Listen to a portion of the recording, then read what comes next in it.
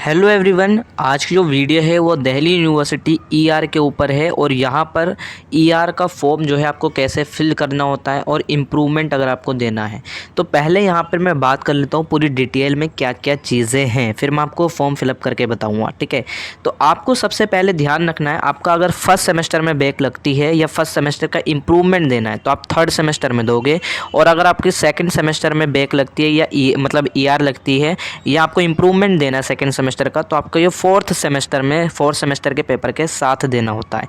इसी तरीके से अगर आपकी थर्ड में लगती है तो आपको फिफ्थ में देना पड़ेगा, और अगर आपकी सेमेस्टर बैक या फिर फोर्थ सेमेस्टर में कोई सा पेपर में ईआर आ गई या इम्प्रूवमेंट देना फोर्थ सेमेस्टर के किसी पेपर में, तो आपको ये जो है सिक्स सेमेस्टर में आपको देना पड़ेगा। अब यहाँ पे कुछ बच्चे जो लास्ट ईयर से कंफ्यूज हैं वो क्या है, ये है कि भैया अगर हमारी फिफ्थ और सिक्स में बैक लगती है तो क्या होता है। देखो, फिफ्थ में बैक लगती है तो आप लोग अगले उसमें दोगे, अगले जो सेशन होता है मई का, उसमें आप लोग पेपर दे पाओगे। इसमें कोई सॉल्यूशन नहीं है, आप लोग की डिग्री एक तरीके से फंस जाएगी। ठीक है, आपको डिग्री भी नहीं मिलेगी।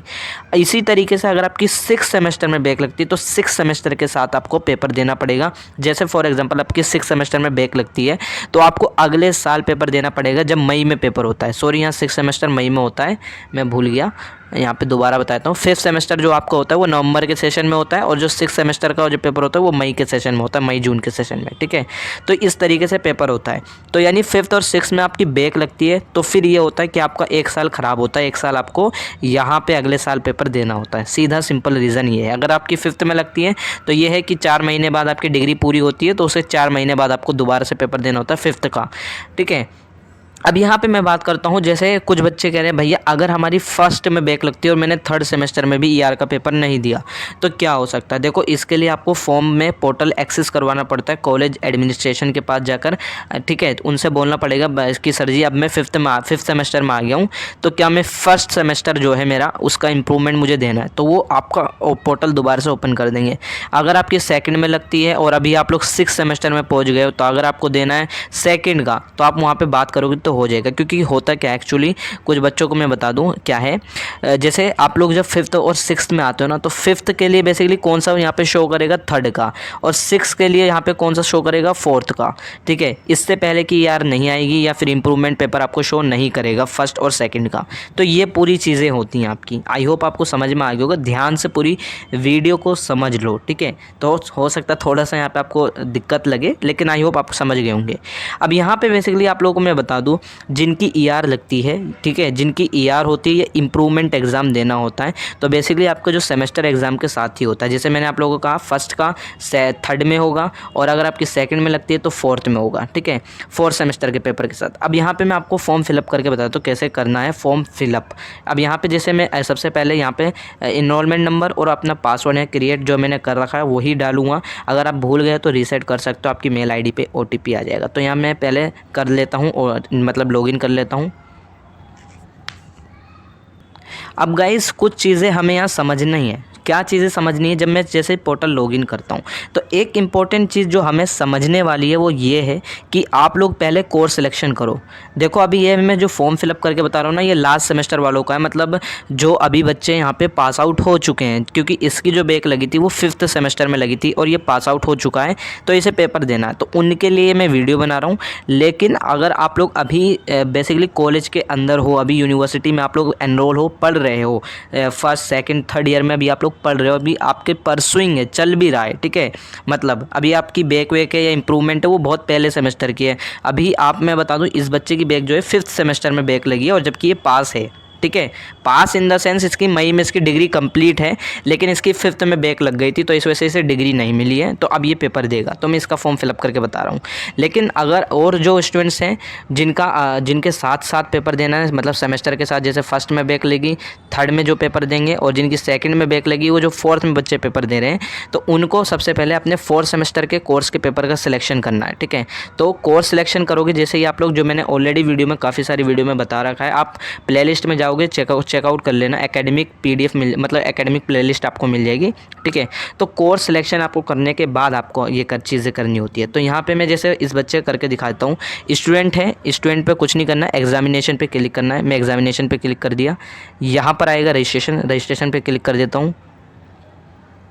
अब गाइज़ यहाँ पे जैसे मैंने रजिस्ट्रेशन पे क्लिक करा है, यहाँ पे जैसे आप लोग पढ़ सकते हो रजिस्ट्रेशन ओपन हो गया। यहाँ पे रेगुलर कॉलेजेस का फर्स्ट सेकंड और first third and fifth semester का, जिनका दिसंबर में पेपर है, ठीक है।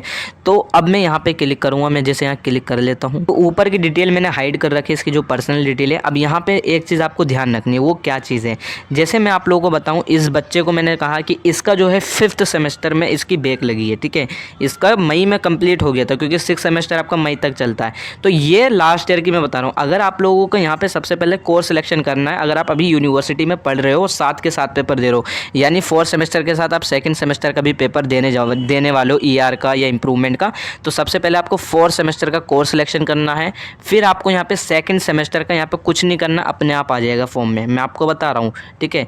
यहाँ पे सबसे पहले आप लोगों का यहाँ पे बेंचमार्क बताना पड़ेगा, नॉट एप्लीकेबल है तो नॉट एप्लीकेबल कर दो। अब यहाँ पे आप लोग देखो, अब मैंने कहा क्योंकि इसके भाई सारे पेपर कंप्लीट हो चुके हैं, लेकिन जो स्टूडेंट्स अभी जैसे साथ में, जैसे मैंने कहा फोर्थ सेमेस्टर में आप लोग, तो आपके सेकंड सेमेस्टर का शो करेगा, ठीक है। तो सेकंड सेमेस्टर का जब आप कोर्स सिलेक्शन कर लोगे तो यहाँ पे जो टाइप है ना, टाइप के नीचे जैसे इंप्रूवमेंट लिखा है, तो आपके वहाँ पे एक साथ जितने पेपर होंगे, 7 सब्जेक्ट या 5 सब्जेक्ट, वो सारे सब्जेक्ट दे देगा, वहाँ लिखा आएगा रेगुलर करके, ठीक है, रेगुलर करके आएगा। तो उन सब पे आपको टिक करना ही है, उन सब पे आपको टिक करना ही पड़ेगा। लेकिन अगर आपकी ईआर आई है तो ईआर में बेसिकली मैनुअली यहाँ पे आता है, लेकिन यहाँ पे जैसे इस बच्चे का टिक नहीं है तो मुझे टिक करना पड़ेगा, ठीक है।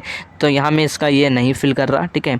तो यहाँ पे मुझे ईआर इसका पेपर देना है जैसे, ठीक है, इसका जो है पेपर ईआर देना, इसकी ईआर लग गई थी तो इसकी जो है बेसिकली ईआर पे मैंने क्लिक कर दिया। तो इस तरीके से आपको क्लिक करना है। अगर आप लोग अभी यूनिवर्सिटी में साथ में पढ़ लो, मैंने बार बार वही रिपीट कर रहा हूँ कि जैसे अभी आप थर्ड सेमेस्टर में हो, ठीक है, आप फर्स्ट का पेपर दे रहे हो, आप फिफ्थ सेमेस्टर में हो, और आप लोग थर्ड सेमेस्टर के साथ भी, मतलब थर्ड सेमेस्टर का इंप्रूवमेंट या ईआर दे रहे हो, तो आपको यहाँ पे फिफ्थ सेमेस्टर के सारे सब्जेक्ट पर टिक करना पड़ेगा, जो रेगुलर में लिखा हुआ है, रेगुलर करके आगे, ठीक है। और ईआर के आगे आपको ऐसे इस तरीके से टिक करना है। फिर आपकी जितनी सब्जेक्ट की जो फीस है, जो प्रीवियस मतलब सब्जेक्ट हैं आपके, मतलब जो अभी आप लोग करेंटली पढ़ रहे हो वो सारे सब्जेक्ट हो गए, और जो अभी आप लोग जिसका ईआर दे हो या इंप्रूवमेंट दे रहे हो, उस सब्जेक्ट की फ़ीस आपको एक साथ यहाँ पे पेमेंट करनी पड़ेगी। पेमेंट करने के बाद आप लोग यहाँ सबमिट कर देना, सबमिट करके आपका फॉर्म जो है सबमिट हो जाएगा, पेमेंट कर देना। इसके बाद यहाँ पे ये चीज़ ध्यान रखना, अगर आपकी पेमेंट फंस जाती है, अगर आपकी पेमेंट जो है फंस जाती है, फंस जाने का मतलब ये है कि आपकी फ़ीस ड्राफ्ट में चली जाती है कई स्टूडेंट्स की, तो यहाँ पे दोबारा से पेमेंट मत करना। इसके लिए मैंने पर्टिकुलर एक वीडियो बना रखी है, उसका जो लिंक है वो मैं डिस्क्रिप्शन में दे दूँगा, आप जाकर चेकआउट कर लोगे, उससे पता लग जाएगा कि आप लोग की ड्राफ्ट से फ़ीस कैसे निकालते हैं। बहुत अच्छी वीडियो है, आप लोग वहाँ पर सोल्यूशन भी देख लोगे, काफ़ी बच्चों को हेल्प मिली है उस वीडियो से, ठीक है। आप लोग कमेंट सेक्शन आप लोग चेकआउट कर लेना उस वीडियो का, बहुत स्टूडेंट्स की सॉल्व हुई है और मैंने खुद अपने पर्सनल लेवल पे सॉल्व करी है, ठीक है। इस वजह से कह रहा हूँ पेमेंट दोबारा मत करना अगेन, ठीक है। तो यही सारी चीज़ है, इस तरीके से आपका पेपर जो मतलब पूरा फॉर्म इस तरीके से फिल होता है।